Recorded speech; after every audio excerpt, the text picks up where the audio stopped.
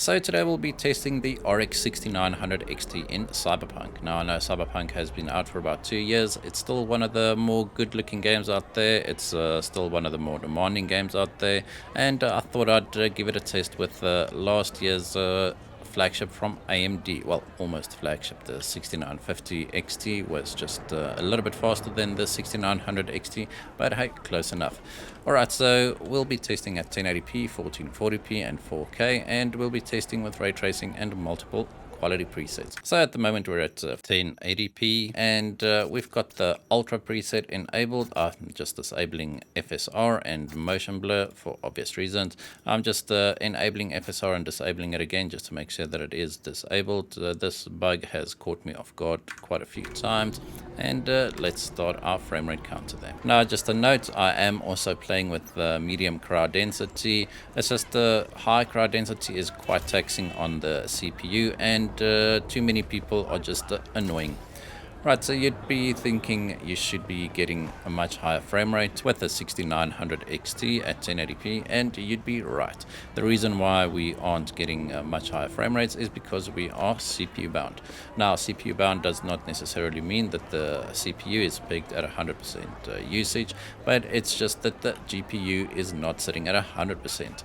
So that means that the CPU can't process frames fast enough for the GPU to be fully saturated. As you can see, it goes up and down. It's sometimes below 80% and sometimes it's above 90%. Now I'd say above 95% is a pretty good usage, and if your CPU can keep your GPU at that usage, then it's a pretty good pairing.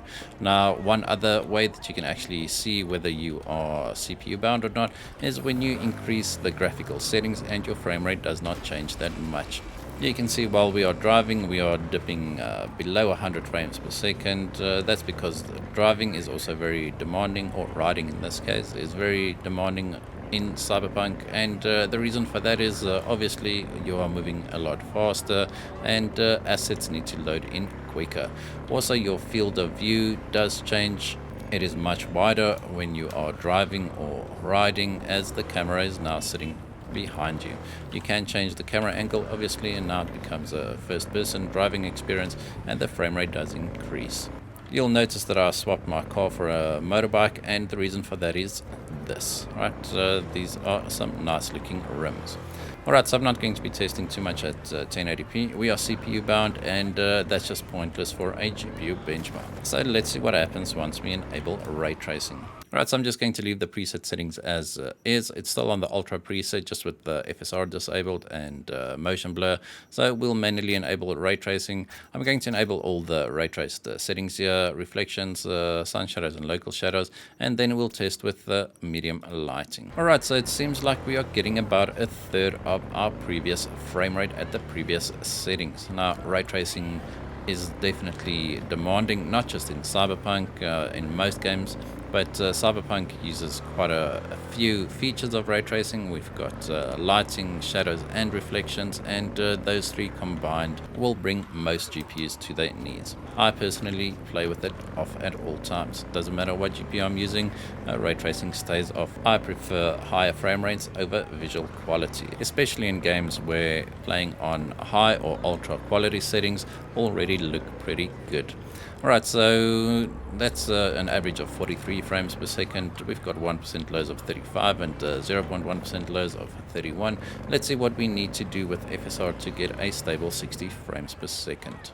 I'm just going to start with FSR Quality. So this means that we are rendering internally at 720p. Alright, let's reset the numbers there, and immediately we gained quite a lot of performance there, about 50%, so we are now in the 60s. Now once again, when you are driving around or riding around, you'll get much lower frame rate than when you are walking around, so let's see how that goes. Alright, so it seems like we are able to maintain at least 60 frames per second. It might dip below 60 every now and again, especially when there's more action on the screen, so I just killed a few innocent bystanders. Let's see what the performance does. That's not nice. Rudely interrupted. Let's just see what the performance does once there's a lot of action on the screen here. It seems like we're not dropping below 60, which is pretty good. Now it is rendering internally at 720p as I mentioned earlier. It's just that ray tracing really tanks the performance, and that's why I prefer to play with it off. And we are going to die here definitely once the crime prevention system has been activated. There's no way for you to escape except for this one simple trick. Let me just show you. So you just get into this police car over here, which they now destroyed, but we are no longer being chased by police.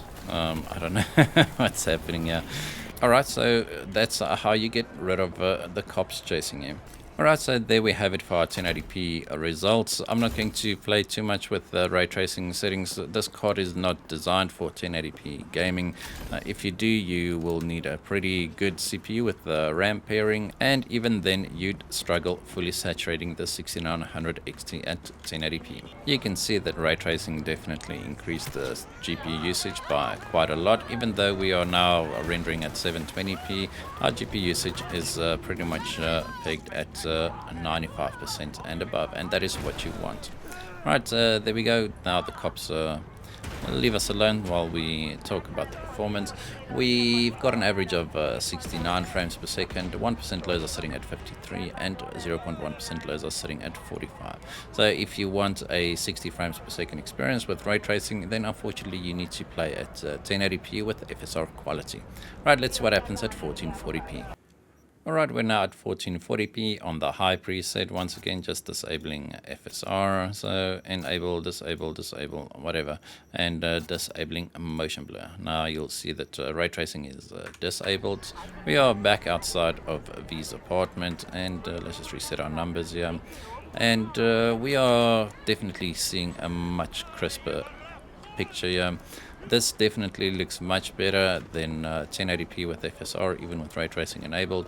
I know the lighting looks quite good with ray tracing enabled, obviously, and the shadows are a lot more accurate and the reflections are just awesome. But this to me is how I'd personally play the game. Even with this high-end hardware, you'd see that we are now getting 96% GPU usage. We are getting 90 frames per second at most times, and the game just looks pretty good. I mean, the textures are so crisp, everything looks much more detailed. Not sure what the performance would be like once we start driving around, but it will go down a bit, but I'm pretty sure we'd be able to maintain 60 frames per second at all times. Now you might think it odd that I say that we'd maintain 60 frames per second at all times with the 6900 XT and a 12700K CPU.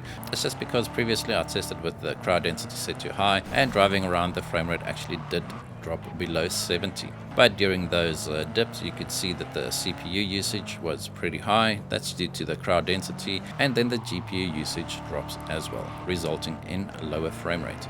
Alright, so driving around it's actually not that bad as I expected. Getting 90 frames per second, which is pretty good. I'm playing on a 165Hz panel with FreeSync enabled, so this is a very, very good experience for me. And you can see that since I got this Radeon card in my personal system, I'm actually driving a lot better. Let's not jinx that. And alright, there we go for 1440p at high. We've got an average of 94 frames per second, 1% lows are sitting at 73, and 0.1% lows are sitting at 61. Let's see what it does at the Ultra preset. Right, we're now at Ultra. Once again, just doing my FSR trick here, enabling and disabling, just disabling motion blur as well. Alright, so here we go, resetting our numbers, and when we went to the menu, we had a frame rate of 88. Now we've got a frame rate of just above 70. Now driving around does decrease the frame rate quite a bit. You'll see once we stop, we're getting 65, 70 frames per second. Once we stop, that should go back up.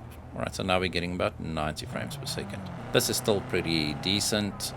You can see that our GPU usage is sitting quite high, which is what you want. If you're wondering about the power usage there, It's around 250 watts. I've got a less 10% power limit applied, and then I'm also undervolting by 75 millivolt. Now I usually test all cards and CPUs at stock. It's just that we are going through a heat wave at the moment, so I needed to get the temps down a bit. Dropping the power limit by 10% decreased my performance by about 3%, but then applying the undervolt restored it back up again. So we are getting a stock performance from this GPU, and it is running quite a bit cooler. Alright, so there we have it for 1440p Ultra. We've got an average of 74 frames per second, 1% lows of 58, and 0.1% lows of 49. Now that was done driving around, and as you can see, the frame rate is much higher if you are just running around. So your mileage may vary depending on how much you drive and how much you run. Alright, now let's see what this card can do at 1440p with ray tracing enabled. So we'll be starting off on the ray tracing low preset, except motion blur will be disabled. And that just means that we've got ray trace local shadows and no lighting. Alright, let's just reset our numbers here. And now we are getting about 100 frames per second. Now you'd think that this is pretty good for a ray tracing performance, especially on a Radeon card, seeing that this was AMD's first attempt at ray tracing with RDNA 2. It's just because it's only local shadows that are being ray traced now. Now I'm not saying anything bad about AMD rasterization performance. This card performs very well. It's just with ray tracing it's lacking, and that's understandable. As I mentioned earlier, this was their first attempt at ray tracing.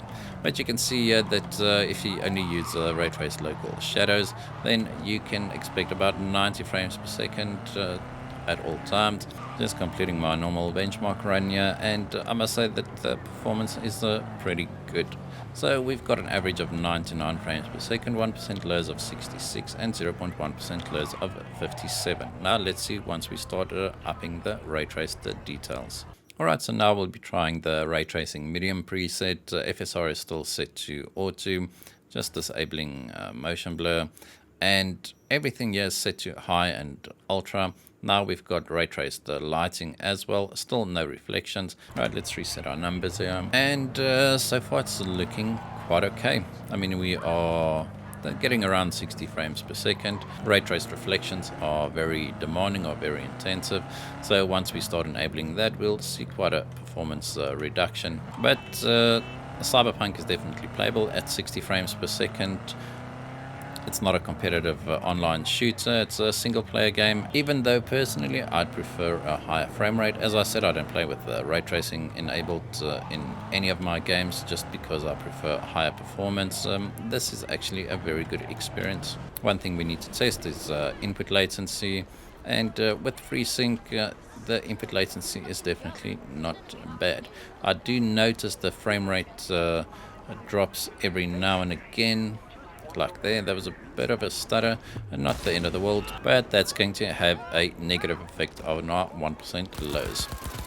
Right, but the input latency, as I mentioned, feels okay. It's easy enough to shoot people, and I mean, if I'm able to hit headshots, then the average player would definitely be able to. So it seems like that big stutter was just a one-time stutter, so that's fine. We recovered a bit from there. Now our 0.1% lows are sitting at 40, which is acceptable, and got rid of the cops there just so we can continue our benchmark run.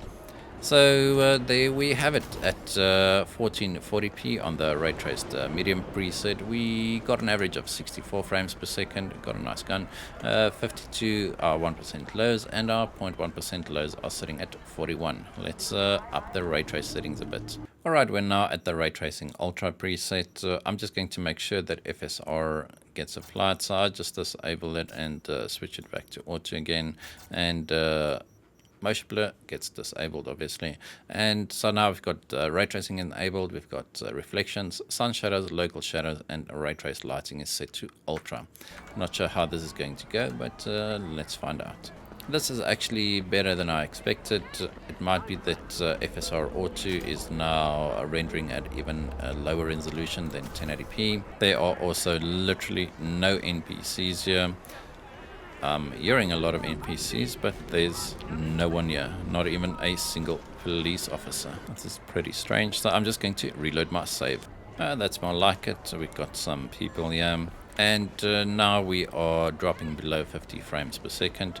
Input latency still feels pretty okay. I mean, I'm pretty sure I shot this guy in the head and got no arms. And the cops just stopped chasing me, and no more NPCs. Oh, there's an NPC. Alright, there's another one which I couldn't hit. So just going to be riding around, admiring my nice rims here on the motorbike. Even though FSR makes the game a lot more playable when ray tracing etc.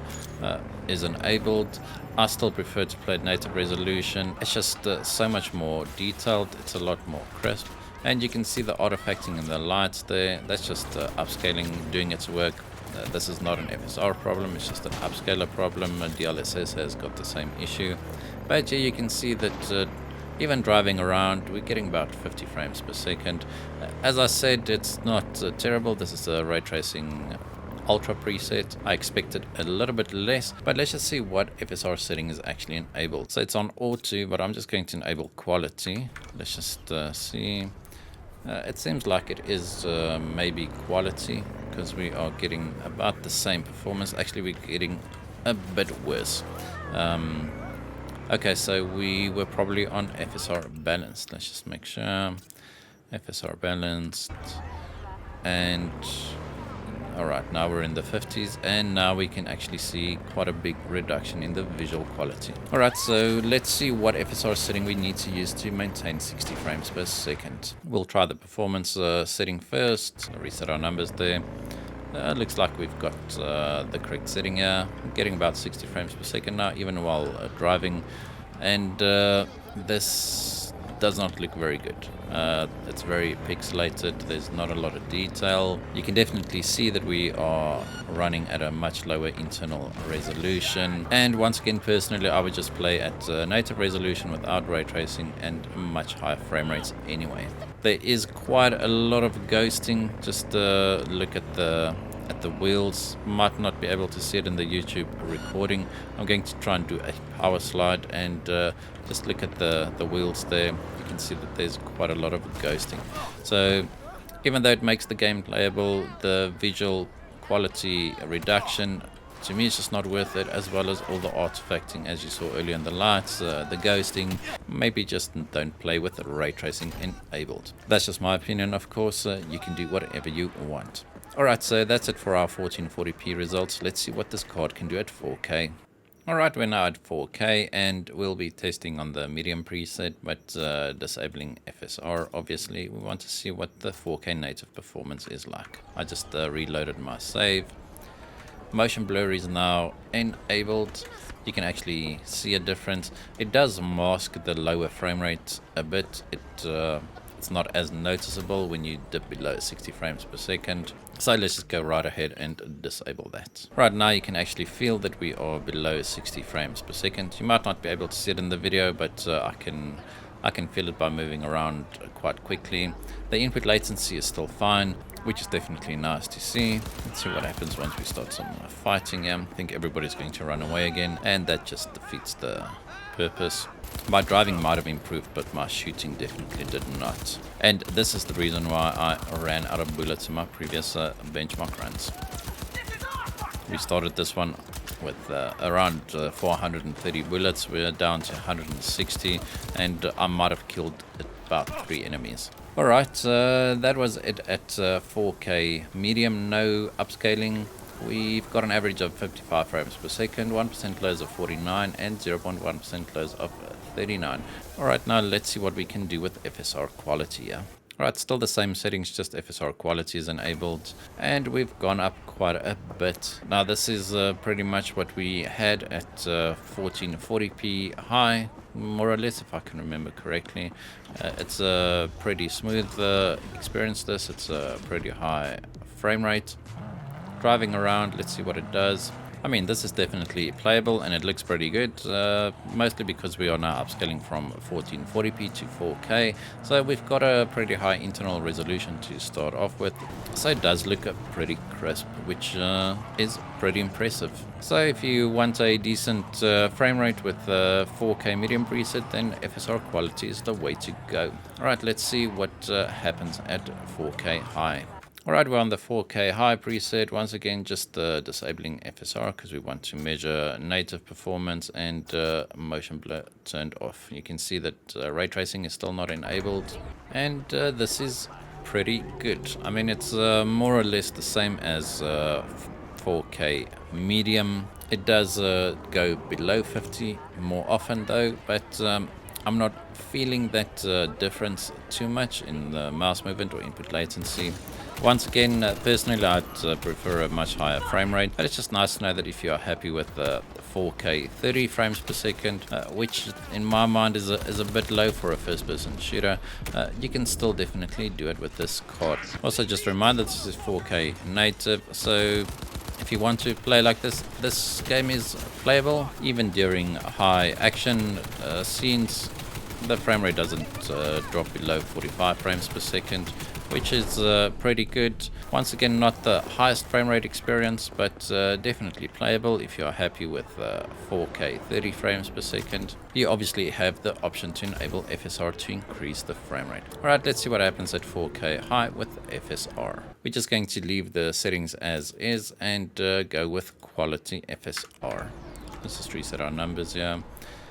And just right off the bat, we are well above 60 frames per second here. It does feel a lot smoother, and I think if you want to play at 4K 60, then you definitely can with FSR Quality. Once again, we are internally rendering at 1440p, and then it's upscaled to 4K, so not a lot of artifacting going on. And with the FSR Quality, the ghosting is a lot less than at higher FSR settings, and I wouldn't mind playing this game like this if I had a 4K monitor.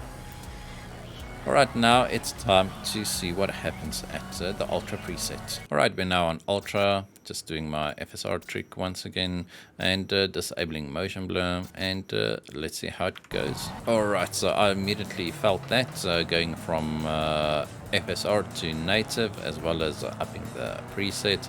Now we're getting 25 frames per second, which in my mind is definitely not playable.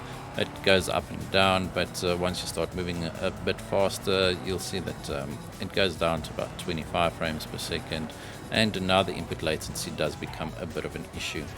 Let's see if we can still hit something. Now the monitor I'm playing on is a 165 Hz FreeSync monitor, but its range for FreeSync is 48 Hz to 165 Hz. So anything outside of that, FreeSync does not work. So now it's just like a normal high refresh rate monitor with no FreeSync technology. The input latency is definitely increased here. Not sure if it's because FreeSync can't be used at these frame rates, or if it's just the added input latency from having a lower frame rate. Alright, let's see what we need to do to get a constant 60 frames per second at 4K Ultra. They killed me. That's a pretty good time to reload my save anyway. Alright, so we've got the same settings, so we are just going to enable FSR Quality. Let's see if we can maintain 60 frames per second here. It's going to reset the numbers, and it looks like we might not be able to. Alright, so getting around 45 frames per second, but that's not enough to give us 60, obviously. Alright, let's see what happens at FSR Balanced. Alright, we're now at FSR Balanced, and still we are not able to maintain that 60 frames per second. The Ultra preset up from high is pretty demanding. If you remember, we actually got about 70 frames per second with FSR on Quality running at 4K high. Now, even with the Balanced, we are not able to hit 60 frames per second. I mean, it's not going below 60 frames per second by a lot, but once there's more action on the screen here, also maybe while driving, it might dip below 60 more often. We actually saw 70 there for a second, so the fluctuation would just be annoying.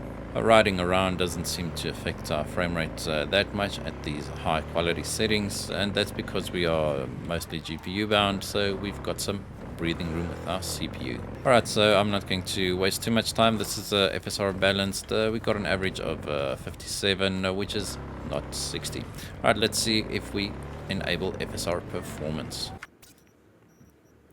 Alright, this is FSR Performance, and now we are getting the same frame rates as at 4K high with FSR Quality.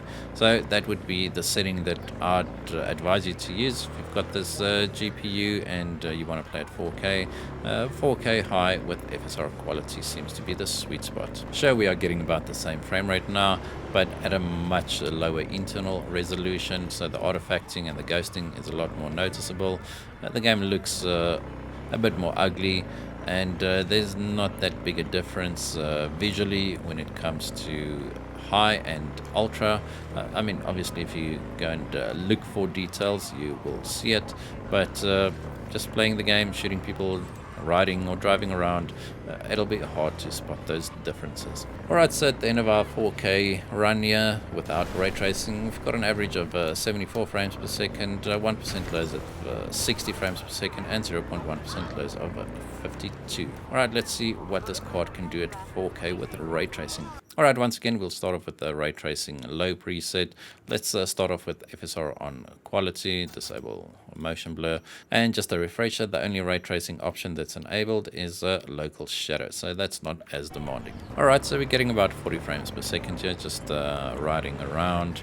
That spike there was just the autosave, so I'm just going to reset the numbers. I expected a bit more because at 4K high we got around 60-70 frames per second. Now we've only got ray traced local shadows enabled. It wasn't this demanding at our previous resolution settings, so we are getting around 45 frames per second, which is not ideal because ray traced the local shadows is one of the least impactful ray traced settings that you can enable. Alright, let's see what happens once we start increasing the ray traced settings here. Let's go with the ray tracing medium preset. Once again, quality FSR, and now we've got lighting on medium as well as sun shadows. This might be a bit too much. Yep, even at FSR quality we are not seeing 30 frames per second. You can have a look at the frame time graph there. It's a bit all over the place there, and it is noticeable in the controls as well. The steering just feels very sluggish, so I'm not going to waste too much time here. Let's see what we need to do to get 60 frames per second with the ray traced medium preset. Alright, we've got the FSR Performance enabled here. Let's just reset our numbers, and still not. We're getting about 40 frames per second. Now this is even without ray traced reflections, and reflections is one of the biggest performance hogs when it comes to ray traced options. Alright, let's see if we can actually get 60 frames per second on FSR Ultra Performance. Alright, so FSR Ultra Performance seems to have done it. We're getting above 60 frames per second now. We might dip below 60 every now and again, but so far so good. The game looks terrible though, I'm not going to lie, because it's now rendering internally at a much lower resolution. Alright, so let's see what happens once we start enabling ray traced reflections. Alright, ray traced reflections are now enabled. Let's just reset our numbers here. And we are still getting around that 60 frames per second. It does drop into the low 50s every now and again.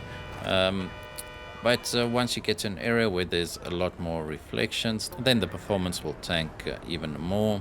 But you can now see that the reflections are very accurate, except for your own reflection, which means that we are probably a vampire.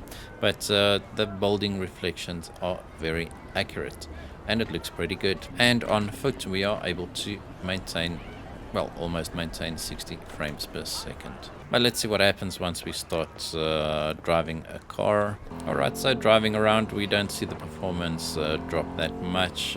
And as I said, that's because we are heavily GPU bound, so our CPU's got a lot more breathing room. So driving is no longer as taxing on the system as it was when we were a bit CPU bound as well.